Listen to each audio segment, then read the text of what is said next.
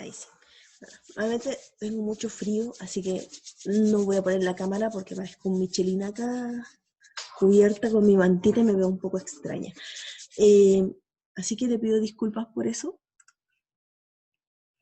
No se preocupe, profe. Ya, gracias. Bien. ¿Qué le iba a decir? Ah, ya. La evaluación entonces, no nos olvidemos, va a quedar para la próxima semana, ¿ya? Por si acaso. ¿Le ha quedado alguna duda, algo en relación a ella para poder... No, profe, con la semana pasada, con la clase pasada, igual quedé súper clara. Ya, genial, me Creo alegro. que dijo para el 29, ¿no? De julio o 30 Sí, por ahí. para... A ver, estamos a 27. Sí, lo dije para el 29, para el miércoles 29. Consulta, ¿no se ha comunicado con ninguno de sus compañeros algo? No, profe, no. Porque están todos muy desaparecidos en este ramo. A ver acá. Solamente usted y los demás, no sé. Me preocupan que no exista. Más encima Matías parece que dejó el ramo, así que vamos a estar las dos nomás.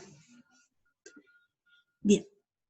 Vamos a continuar entonces con los contenidos. Hoy día solamente vamos a enfocarnos un poco en lo que es el cine. Ya la próxima clase, bueno, vamos a seguir con lo que es el libro y la subsiguiente semana les dejaría encargado al menos una película para que la pudiesen ver. Así que el día lunes no lo vamos a dejar para este miércoles mejor. Ya, sí, mejor, para que no perder una clase, sobre todo porque a usted les choca. Vamos a dejar el tiempo de este día miércoles, entre comillas, como abierto o disponible de libre uso, eh, para ver una película, ¿ya? Obviamente yo sé que no lo va a poder hacer, pero para no alargar tanto, vamos a considerar esa clase. Y también para que no tenga el problema del choque, ¿ya? Ya, profe. A ver, estaba ahí con varias ideas en la cabeza, pero no me decido por alguna. Estaba pensando en belleza americana. ¿Cuál otra que estaba pensando en la cabeza? Tenía en mi cabeza. Alguna chilena, pero chilena, esta es la nana. La nana y se me fue. Eran tres que estaba viendo. Ah, ya, una más popular, que eran estas películas de comedia igual norteamericanas. Como... Ay, se me fue. No, esa no. Ya, de ahí me voy a acordar el nombre. Que la idea es para ver un poquito esto de la ideología. Ah, ya, esa era. El diablo viste a la moda.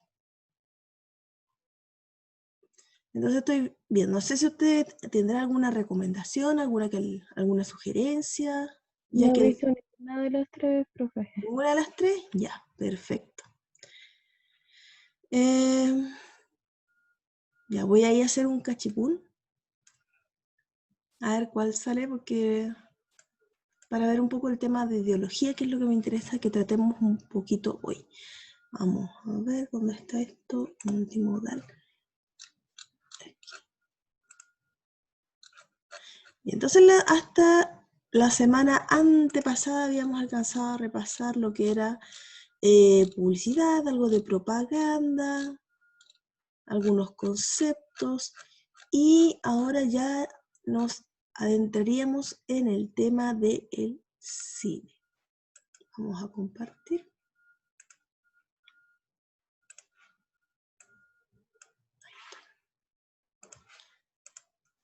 Ahí está. Bien.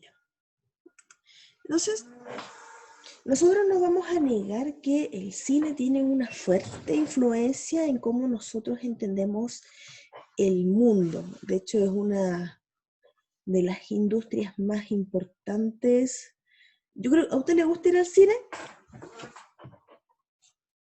Sí, profe. De hecho, Sí, antes de toda la pandemia, siempre iba. siempre iba. Sí, igual echo de menos de repente ir a sentarse a ver una película, un estreno. eh, bueno, el efecto de silencio, de atención hacia la película, que no es lo mismo que verlo en la casa. Tiene otro, ¿cómo se puede decir? Otro ambiente. Pero además de eso, bueno, y esa, ese gusto generalizado por el cine, si bien no necesariamente lo vamos a entender como la sala, sino el hecho del el producto, la película, no pasa desapercibido por las, ¿cómo se puede decir? Las entidades que asumen el poder. ¿Mm? Y también para aquellos que quieren contrarrestar ese mismo poder. Bueno, nosotros ya hemos establecido a lo largo de todos estos textos multimodales que siempre hay un mensaje que va a estar condicionado por la cultura de donde este aparezca.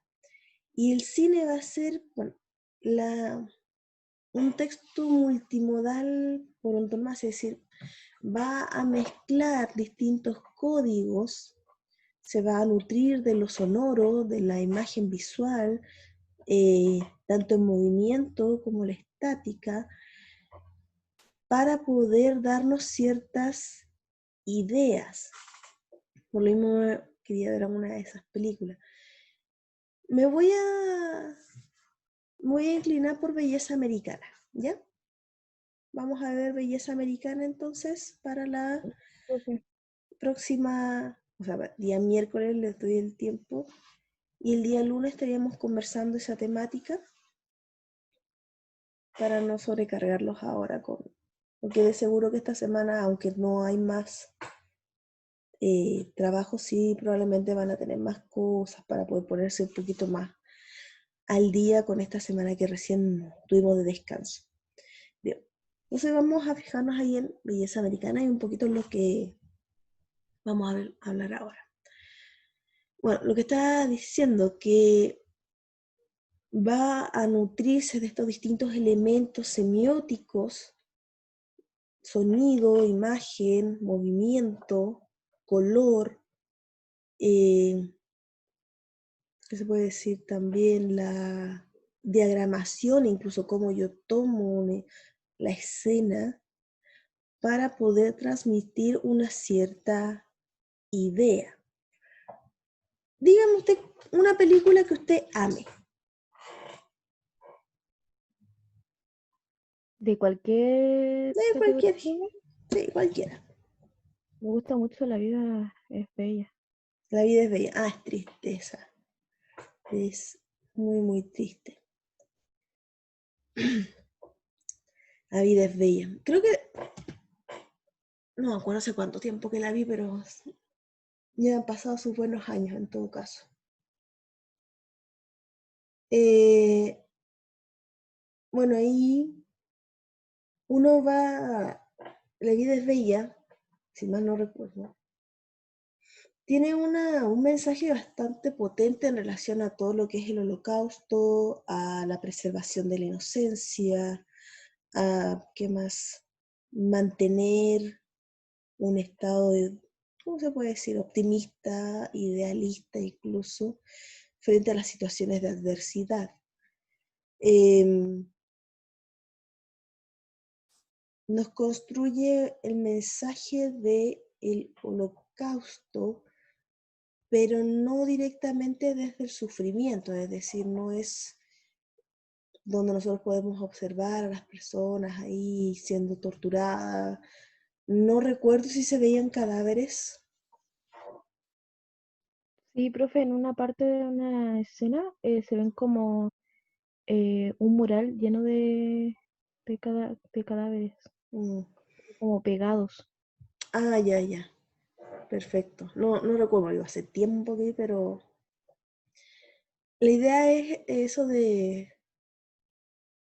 creo que hasta de resiliencia podría decirse la película. Pero todo ese mensaje se va a ir construyendo a través de estas imágenes, no tan solamente del diálogo. Recordemos que el cine en una primera instancia era el cine mudo, si bien habían tarjetas de diálogo, donde iba a estar cargada todo el mensaje iba a ser en las expresiones de los actores, de las actrices, eran muy exageradas, por lo mismo que necesitaban dejarle al público en claro qué era lo que estaban sintiendo, sin necesidad de estar llenando la pantalla cada rato de mensaje o cartelitos negros. Lo mismo va a seguir sucediendo ahora, es decir, sabemos que nuestra comunicación es en mayor parte gestual, mayor parte no verbal, por lo tanto, un diálogo puede ser muy potente, la totalidad de la película va a quedar en nuestra memoria más por lo visto que por lo escuchado. El diálogo y el sonido van a venir a formar parte de un soporte de la imagen, van a venir a darle más fuerza o van a confirmar la perspectiva en general. Vamos. Bueno, ahí tenemos el poquito de historia del cine, poquito dice, en 1895 se inauguró en París un establecimiento denominado el Cinématographe. Por un solo franco el espectador era admitido en una sala donde se podía ver algunas películas de breve duración. El espectáculo se hizo tan popular en pocos días que llegó a atraer a miles de personas. Y para aumentar la capacidad local, se suprimieron los asientos. En menos de un año el fenómeno se extendió a Nueva York e Inglaterra, y al iniciarse del siglo XX el cine ocupó el segundo lugar, después de la prensa, entre los medios de comunicación de masas. Previo al momento de la aparición del cine, se habían producido todos los inventos técnicos que lo facilitaron. Básicamente, la proyección de la cámara oscura, la proyección del movimiento continuo y los avances de la fotografía. Este poquito de historia nos recuerda también lo que veíamos al principio de este semestre, que eran las tecnologías de la información. Y en este caso vamos a expandirlo solamente a tecnologías, cómo la construcción del texto multimodal y su evolución va tan de la mano con los avances de la ciencia. Entre mayor sea el avance, mayor va a ser la complejidad de este texto multimodal. Ahora, como les decía recién, tenemos un nuevo sistema o un nuevo medio de comunicación de masas que va a tener su propia gramática, es decir, como les decía recién, nosotros vamos a tener ciertas escenas, recuerdo Blade Runner cuando quieren enfocarse en la primera, cuando quieren enfocarse en la mujer, en la replicante, y se acercan al rostro, cuando se enfoca una lágrima, cuando vemos la figura del villano y no se le ve la cara, sino que solamente se ve una sombra oscura, cuando el plano está de todo el cuerpo o está inclinado. Me acuerdo de una película muy mala que trabaja John Travolta, donde toda la película está inclinada, no sé por qué. Una que está basada en esta religión de Zenu. ¿Cómo se llama la religión que está Tom Cruise? Cientología, me acuerdo. Es una No película. sé, profe. Un culto un poco extraño que habla sobre extraterrestres que vinieron a dejar almas o algo así, no recuerdo. Sobre la cientología. Una película y está toda la película inclinada, no sé, como si se estuvieran resbalando. Ese es un modo, desde qué ángulo, eso va a ser una gramática, es decir, y es lo que de repente nosotros vemos algo y simplemente nos dejamos llevar mucho como, no, si la trama estaba buena, la historia, el diálogo, y no nos damos cuenta de esas sutilezas que que el director de fotografía, el sonidista, editor, etcétera, todos estos sujetos que están encargados del proceso de armar una película, se han enfocado, es decir, al hablar de una gramática del film, estamos hablando de una serie de técnicas utilizadas para poder reforzar y construir, bueno, construir y reforzar a la vez un mensaje. No es suficiente el diálogo, no es suficiente la historia por sí misma. ¿Qué más que recordé? Me acuerdo de una animación que fue bastante popular, y creo que sigue siendo bastante popular, sigo siguiendo algunas imágenes. La leyenda de Avatar, la ubica, me imagino. ¿La serie, profe? ¿Sí? Sí. Ya. Y después salió la película. La de Cora. Sí, Ah, la película sí también. también. Y la película fue muy criticada. Y ahí podemos ver, tenemos el ejemplo de que no basta con la historia dentro, no, hay algo que falta, además de un tema racista, si no mal recuerdo, donde cambiaron el tono de piel de los protagonistas más blancos y los enemigos morenos, cuando era al revés. Cambiaron muchos elementos de la historia, pero en general no tenía la misma fuerza, no tenía la misma intensidad de la acción que tenía la serie original. Y ahí puede haber una serie de problemas de una mala utilización de esta gramática en su adaptación, que no consideró la fuente original, más allá de la historia, porque puede ser, ¿cómo se dice?, tomada.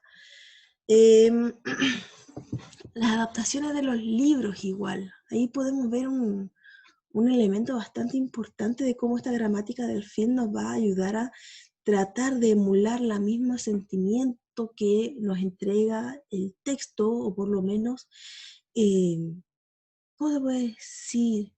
Cómo envolvernos en el mismo ambiente. Siento que no vamos a tener el mismo tiempo ni la misma posibilidad de descriptiva que nos va a dar el libro. Entonces ahí el director va a tener que recurrir a estos elementos técnicos.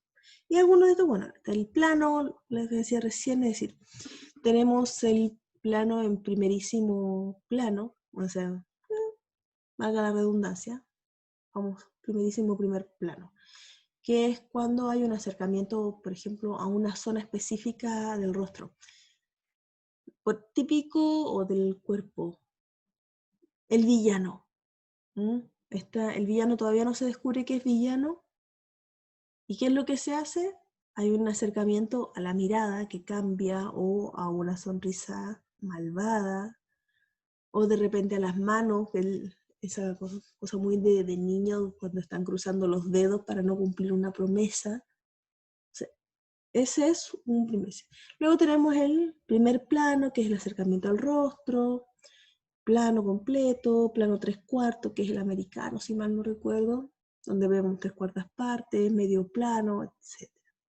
Entonces, como dice ahí, es el espacio que se nos entrega. Y cada espacio que se nos está mostrando va a tener un cierto significado. Quiere que el receptor de la película se haga una idea. ¿Por qué estoy acercándome a los ojos de una persona? Porque quiero ver la emoción, quiero demostrar, si es la mirada, los ojos tienen un simbolismo para nosotros. Los simbolismos se dice que son el espejo del alma muchas veces. Entonces, la mirada, como miramos también, es parte de ese lenguaje no verbal que nos va a permitir complementar el sentido. Por otra parte, quieren hacernos partícipes de un leve cambio emocional. Esos cambios de mirada, esas sonrisas son siempre como solo tú observador puedes ver este cambio, o puedes adelantarte a nuestros héroes de la película, que este sujeto es malo, una especie de conexión de pista para el observador, que obviamente dentro de la historia general los personajes no tienen idea. un plano general para mostrarme, por ejemplo, me acordé de Simba, o sea, del Rey León, cuando le está mostrando todo el territorio o cuando los animales se agachan para saludar al príncipe Simba, que también se utiliza para demostrarnos el poderío que tiene, la amplitud, lo que alcanza estos reyes. ¿Ah?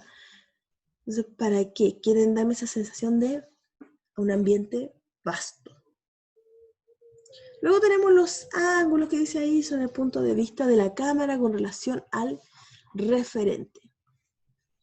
Si está por encima, por debajo, me ayuda a dar una opinión. Por ejemplo, tenemos el ángulo, la posición frontal, donde como espectadores nos encontramos frente a frente con el personaje. Hay una relación de iguales. Si la persona está siendo humillada o queremos entender que se encuentra en una situación puede ser de desesperación, una situación de abandono, de sentirse pequeño, el ángulo se va a ir hacia arriba, cosa de mostrarnos en su totalidad al sujeto, de sentirnos como alguien que mira desde arriba, es decir, soy más grande que el objeto, la persona que observo. Mientras tanto, si se nos quiere dar la idea de que el sujeto es más poderoso que uno, el ángulo va a cambiar y se va a ir hacia abajo. Es decir, lo vamos desde los pies hacia la cabeza, cosa de que se cree ese efecto o esa sensación de que quien observamos es un gigante. Nosotros estamos a los pies de ese gigante. La fotografía que es cómo voy a construir la imagen, y va a estar evaluado por la profundidad de campo, es decir, cuánto es lo que se va a mostrar, y la luz. ¿No? ¿Qué es lo que me va a decir con la luz? Típico, así, historias de terror. Me acuerdo cuando era chica había un programa que se llamaba Le temes a la oscuridad, si no me equivoco. Y claro, siempre cuando estaban con esa linternita, los personajes se la ponían por debajo del rostro, cosa de dar una apariencia tétrica. Y ahí hay un juego de luz. Si la luz viene de hacia arriba, también cuando se quiere hacer la implicatura de que el personaje es bueno, la luz va a provenir desde arriba, un halo de luz, una especie de ser sagrado. A diferencia de cuando es alguien malvado o tétrico, que la luz está de lado. Cuando se está escondiendo la idea de secreto, la idea probablemente va a caer desde un costado, es decir, va a ocultar parte del rostro. Si estamos a contraluz y no se ve la figura, entonces todo es un secretismo. Todos esos elementos van a ir ayudando a construir este ambiente. La escenografía también es el marco en donde ocurren los acontecimientos, como dice bien allí, y que nos va a dar esta sensación o esta construcción de mundo. Por eso también se critica mucho cuando hay errores en la escenografía. Si mal no recuerdo, en el caso de Game of Thrones hubo una polémica, no sé qué tan polémica puede ser, pero fue bastante comentado que se dejó en el set que era un vaso, si no me equivoco, de café, de Starbucks. Y claro, eso que es lo que sucedió para el fan o el que busca estos detalles, es un error porque te saca de ese contexto, te saca de esa realidad que se estaba construyendo para recordarte que no es más que una fantasía, se rompe ese mundo. Entonces es importante también una buena escenografía, no sé, si uno quiere representar un mundo de la clase alta, uno lamentablemente no va a poder filmar ese mundo de esa clase en una casa que fue entregada por el gobierno, lamentablemente. ¿Por qué? Porque nosotros conocemos cuáles son las características de esas casas, o se nos ha entregado a modo cultural de indoctrinación inclusive, de cómo debería ser ese mundo. Por lo tanto, algo que se asemeje a lo nuestro no nos va a convencer, a menos que haya otra intención. Pero para eso habría que cambiar toda una serie de paradigmas y de conceptos previos bastante complejos. Bueno, y luego es el movimiento de cámara que dice ahí.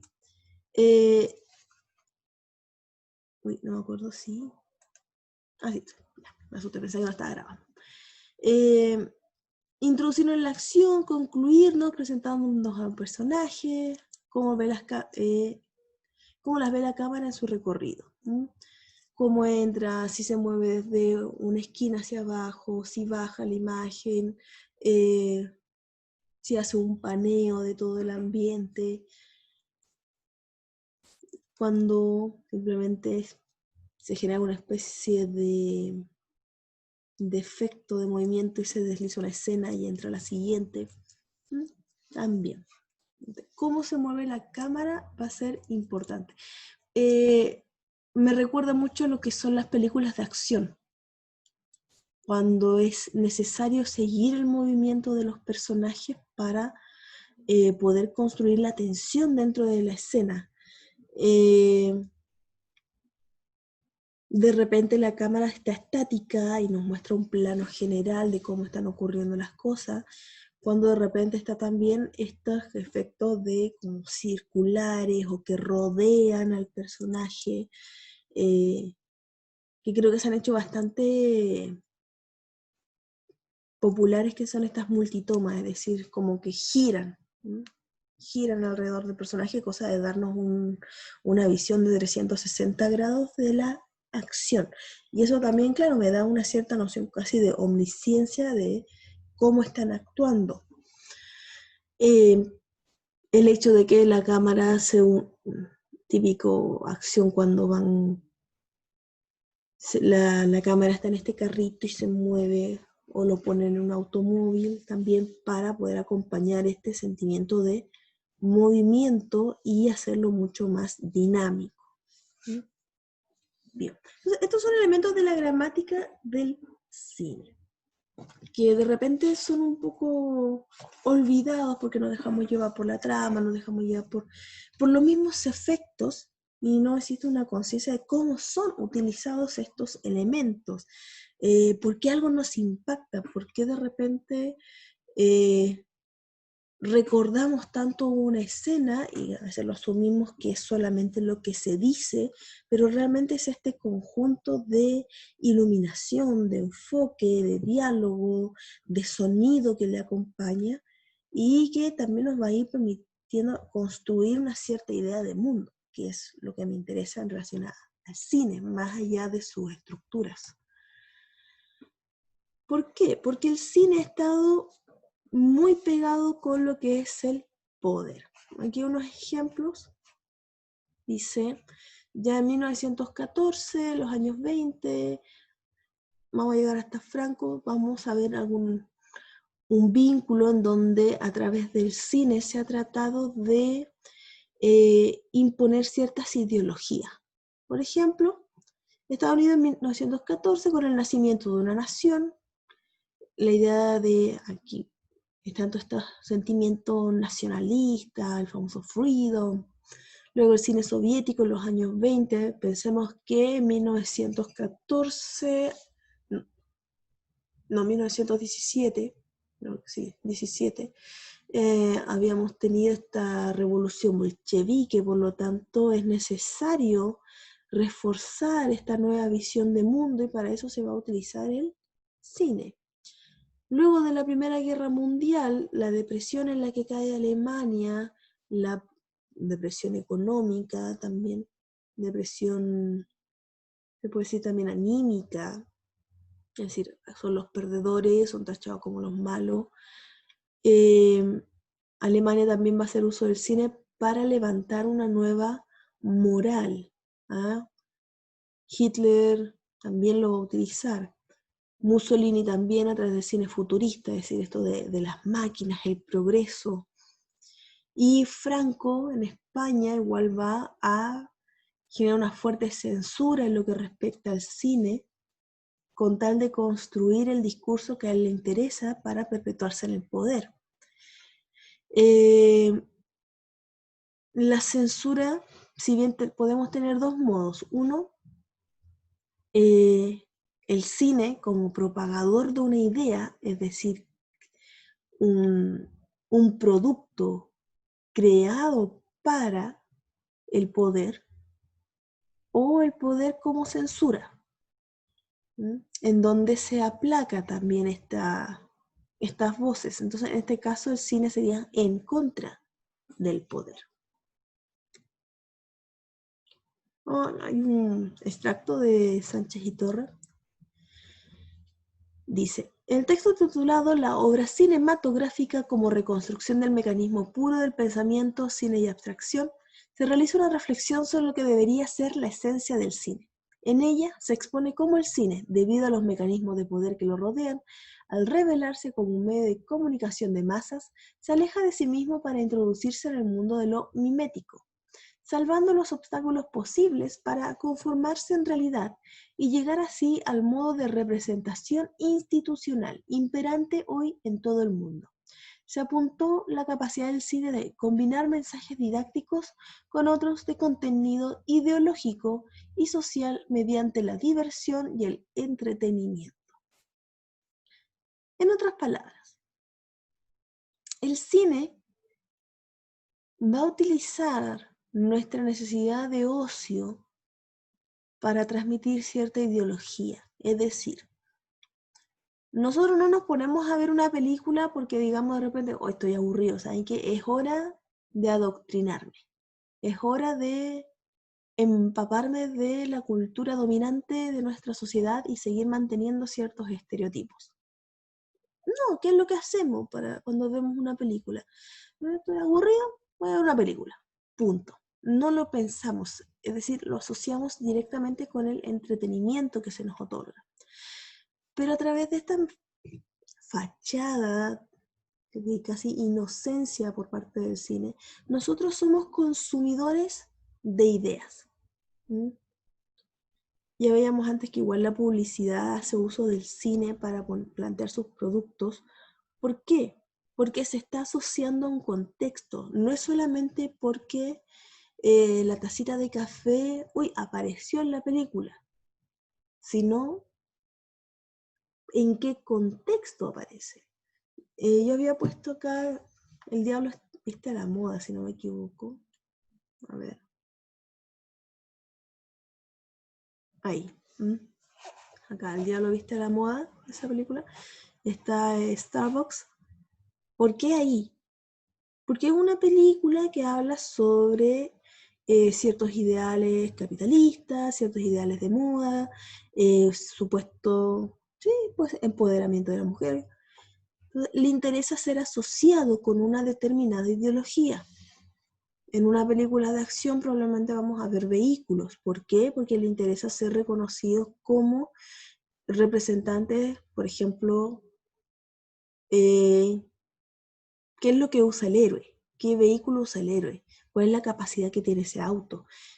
¿Cuál es la resistencia?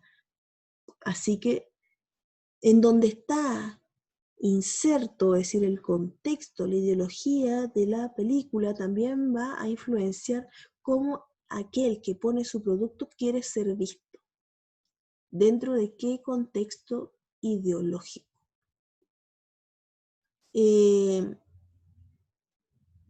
Entonces, ahí se nos van insertando algunas ideas, pero también se nos entregan estereotipos, se nos entregan ciertas visiones de mundo que también vienen planteadas por la cultura dominante. ¿Cuál es el ideal de belleza? Por algo que nosotros tenemos cada cierto tiempo estas mujeres, estas actrices que son reverenciadas por su apariencia estética. No es malo, está bien, perfecto. No estamos diciendo, no las vamos a demonizar ni nada, pero estamos hablando que también se van a establecer algunos cánones. ciertas expectativas para el resto. Bueno, lo mismo va a suceder con los hombres. Va a ir cambiando el prototipo de héroe y de heroína según cada época. Cómo debemos comportarnos en general o cuáles son las aspiraciones que debiésemos tener. De repente se nos muestra, por ejemplo, una clase media en las películas, puede ser hasta chilena, realmente no soy muy fanática del cine local, pero si estamos siendo alimentados constantemente por la industria norteamericana, que es la que tiene más peso, vamos a ver de repente que una familia clase media, estas que viven en suburbios, que el papá es un obrero incluso, viven en casas grandes. Se nos presenta una idea de prosperidad, donde hasta el trabajo más simple o aquellos que pueden tener mayor complejidad, por ejemplo, un artista dentro de un mercado capitalista, tienen acceso a vivienda, a comida, a salud, porque se ven sanos. Y se nos entrega esa visión de mundo. Y eso va a ir acorde a qué es lo que yo quiero plasmar de mi realidad, qué es lo que yo quiero mostrar. Entonces, ahí vamos a ver que el cine se va a relacionar, uno, por el capitalismo, insisto, que va a aprovecharse de esta necesidad de ocio y nos va a ser un consumidor del ocio. Por otro lado, va a tomar lo que es la demanda de conocimiento, es decir, de las ideologías. Voy a aprender a raíz de lo que se me presenta en las películas, en las series, etc. Y que tiene que ser lo más amplia y generalizadora posible, porque además, al ser un producto, necesito que mucha gente lo compre. Y ahí está esa muchedumbre anónima. Mucha gente lo va a comprar. Por lo tanto, tengo muchos consumidores que quieren ocio, pero al mismo tiempo tengo que entregarles algún tipo de contenido, algún conocimiento en relación al mundo. Ahora, ¿cuál es la ideología que actualmente impera? Y qué es lo que le decía recién, es la norteamericana. Los norteamericanos son los principales productores de cine. Bueno, también tenemos la industria hindú, que también produce mucho, Bollywood, como le dicen, pero no tiene tanta fuerza dentro de nuestro mercado, es decir, a lo más lo veremos como algo exótico, de repente entra como una especie de moda. No sé si usted ha visto algunas películas de Bollywood. No, profe. Nunca. Ya no sé. Estas películas indias, típicas cuando No he visto ninguna película india, profe. todas son musicales. Todas y cada una de ellas tiene algún momento musical donde rompen a bailar y a cantar y hacer cosas extrañas. Y tenemos ahí cientos de personas bailando, y es una tendencia que se viene dando desde, no sé, los 60, 70 que tiene esta industria hasta la actualidad. Bueno, creo que ahora ha bajado, pero sigue siendo muy fuerte.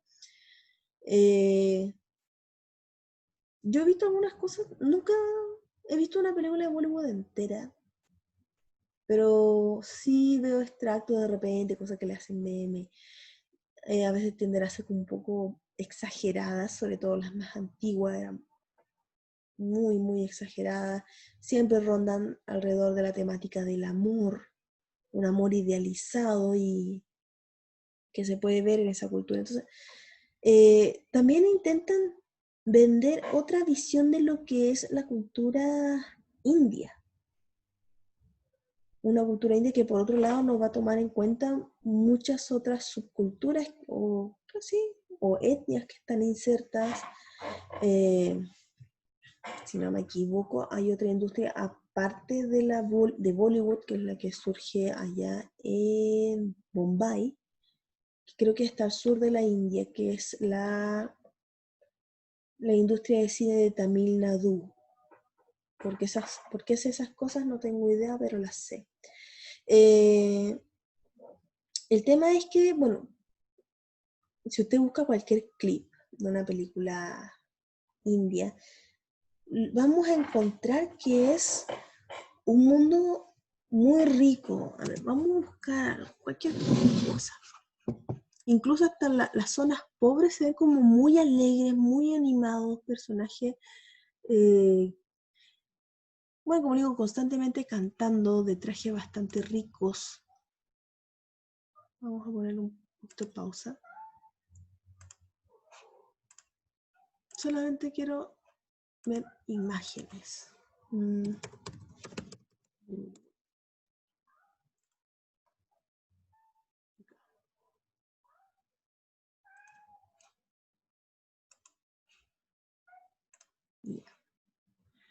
Ahí hay algunas imágenes de distintas películas de Bollywood.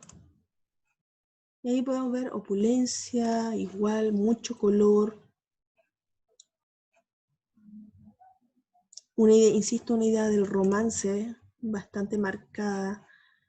Las protagonistas también, si se da cuenta, tienden a tener la piel clara. Bueno, la piel clara es algo que se aprecia mucho allá. Esos niveles de racismo. Si bien nosotros igual la vemos morena, pero bueno, después nos podemos poner a ver fotos de gente de la India, de indios, y son morenos. Son morenos. ¿Ves?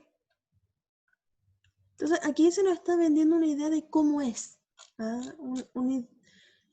Una idealización de la India. Cuando si nosotros nos vamos a los datos reales, la India tiene altos índices de pobreza, el romanticismo es como, bueno, violaciones, también tienen un alto índice de violaciones, no los vamos a negar.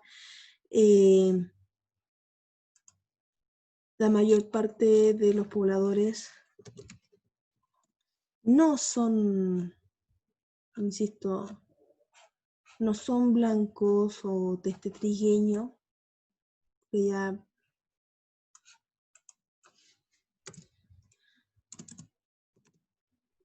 vamos a ver, 20 personas. A ver. Vamos acá a ver. Ahí está. Estos son los personajes. Esto es India. Gente de color.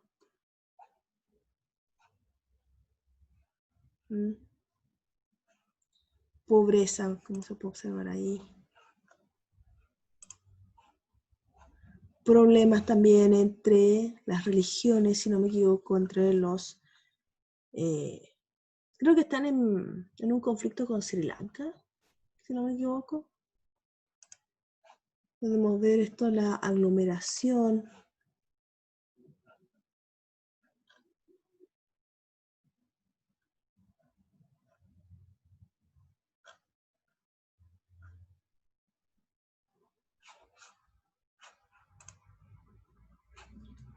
Eso es. Pero, insisto, Bollywood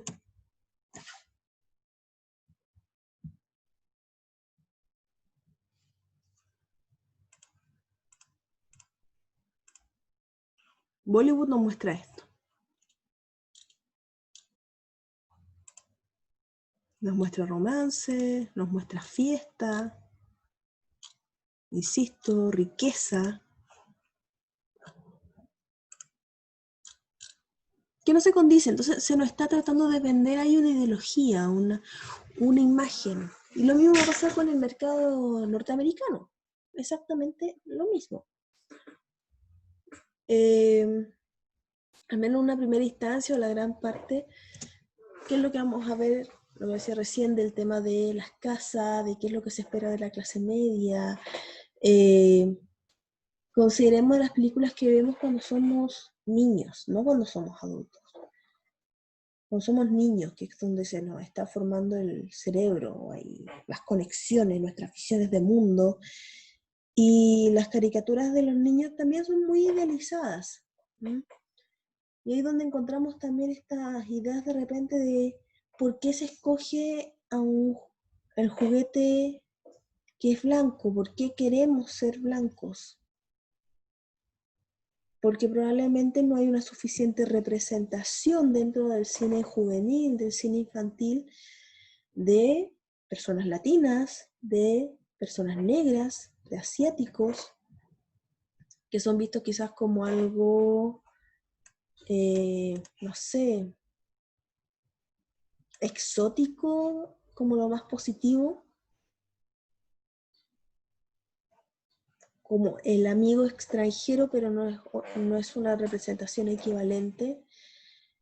Y estoy hablando de las películas, estoy hablando de programas educativos. No estoy hablando de una situación donde está dirigido hacia el análisis, sino donde simplemente se nos presenta una especie de realidad. ¿Dónde quedé? Se me fue.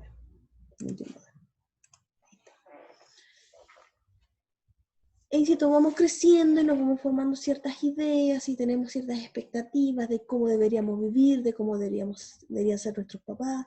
Yo tenía, cuando era chica, muy metida esa idea de la mesada. Y esa no es una idea de acá. Acá los papás sí te pasan plata, pero no es como una obligación de darte dinero, ¿sí? Porque sí, sino que es algo que uno se gana por las actividades de la casa, lo que hacen los norteamericanos. Pero bueno, nos vamos a ver muy influidos, insisto, por esta cultura, por sus ideales, por sus afanes, por este sueño americano. Ahora, no todo va a ser negativo, también hay algo positivo, por ejemplo, así como va a tratar de imponerse quizás alguna idea para las masas, también se le puede hacer crítica a esa misma. Lo que veía la película que le decía recién sobre la nana en Chile, esa visión quizás de un grupo social que de repente no lo tomamos en cuenta o que, insisto, es un personaje secundario dentro de las tramas. Una mujer fantástica también es un modo para ir en contra, insisto, de las ideologías imperantes. Dice, por algo nosotros como profesores lo utilizamos como una herramienta de trabajo, porque también hay ciertos valores, también el cine va a querer transmitir cómo debemos comportarnos con tal de seguir siendo parte de una sociedad funcional, y no entrar a una especie de distopia. Vemos personajes con un crecimiento personal, que es lo que los hace cambiar, que los motiva. Por lo tanto, no todo va a ser horrible, así como, nos están engañando. Obviamente se nos van a entregar ciertas ideas, ciertas nociones generales de comportamiento, quizá de repente una visión muy maquillada de lo que es el mundo, de repente estereotipada, pero no todo va a ser así, ¿eh? No absolutamente todo. Como dice, promueve el desarrollo de habilidades sociales, predispone a la reflexión y el análisis crítico, porque tampoco nosotros podemos estar ahí mirando y aceptarlo todo porque sí. Ahí también existe un rol muy importante por parte de la educación formal y la educación familiar, porque no le vamos a achacar toda la responsabilidad al colegio de enséñele a pensar a mi hijo, sino que la familia también tiene que estar acompañando en estos procesos de crítica. No creas todo lo que ves. En fin. Dice acá, Almacellas apunta que las obras cinematográficas constituyen un espacio donde los espectadores pueden repensar y reflexionar sobre su propia vida. contribuyendo a la construcción de identidades individuales y colectivas. Por lo tanto, el cine puede contribuir puede contribuir a crear y construir imágenes que sean igualitarias, sexistas, racistas o, por el contrario, diluir estereotipos e ideas preconcebidas que vienen lastrando las relaciones humanas. Entonces, el cine, para ir cerrando, el cine al final, ¿qué es lo que va a hacer? El cine va a tratar de demostrar una visión de la realidad, que como medio de masas puede estar al servicio de un poder, como lo veamos con Hitler, con los regímenes dictatoriales o con los intereses económicos. Pensemos, por ejemplo, en estas películas que están hechas de manera rápida, de poco presupuesto, pero que tienen mucha taquilla porque la gente va y las consume. ¿Por qué? Porque es acorde a sus propios ideales o porque es más fácil, no tiene esta necesidad de crítica. Pienso en las películas que hace Adam Sandler, por ejemplo, sobre todo en este último tiempo. Estas Son como niños, si no me equivoco. No la vi, he visto algunos pedazos y realmente es como... ugh. Y el tipo no es malo, de hecho, el tipo no es un mal actor, no tiene malas ideas, pero en este caso está jugando a los servicios del poder económico. ¿Mm? Sabe qué es lo que le va a dar plata, sabe lo que le va a rendir, y va por ello. Y cae en estereotipos, cae en personajes arquetípicos, no sé, el gordo, el sujeto raro, el latino, el tonto, etcétera, que no tienen una gran evolución dentro de las películas, y que siento que van a reforzar ciertas nociones de humor de quién está permitido reírse o no. Mientras que vamos a tener otras películas que van a desafiar este estatus, que van a desafiar las visiones imperantes. Vuelvo a nombrar este caso de Una mujer fantástica, eh, en donde no se ve a una mujer trans simplemente como un sujeto de estudio o un sujeto, necesariamente un bicho raro, sino que se ven más las emociones, se ve como un humano, simplemente como lo que es.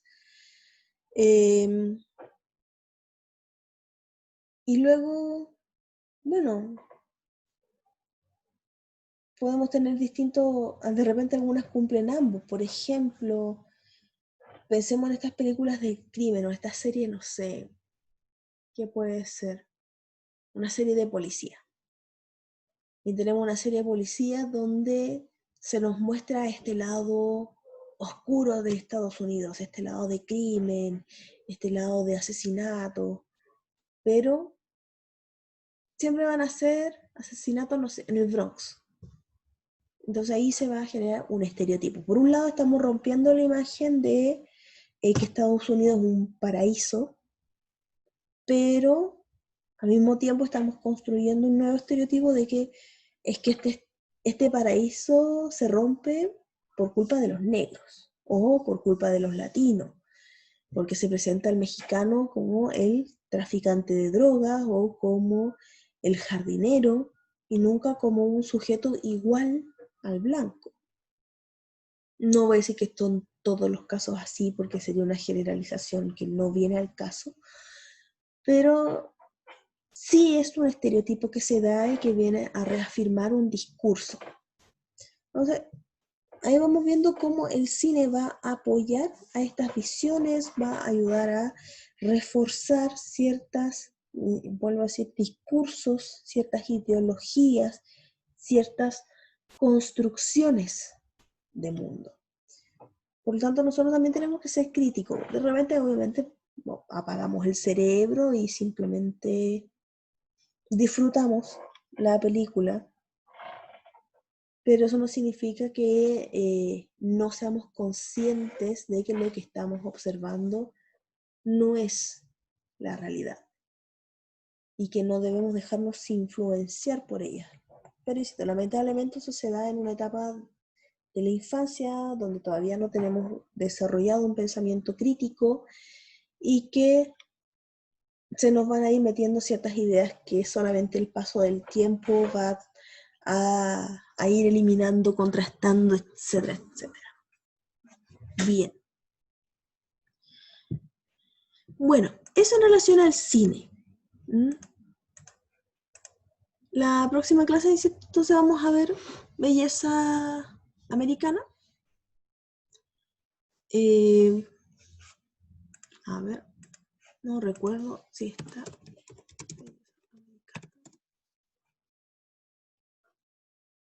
A ver si la encuentro. Película completa.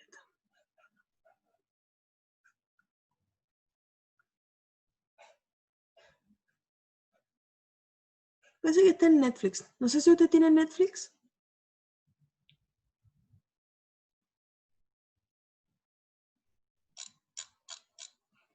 Nicole.